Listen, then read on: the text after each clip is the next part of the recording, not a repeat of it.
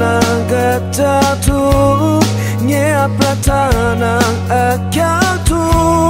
simsa ai som nye upside nye sulumpe na prape ngai makop makana na prape ngai manusia tanga simsa ai som nye upside na sulumpe sora mit nu ai sora mit chara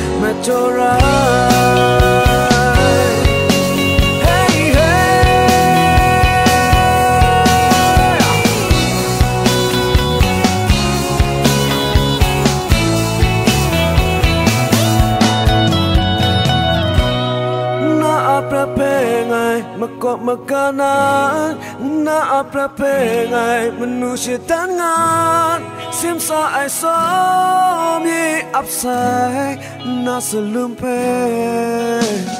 soram ni ai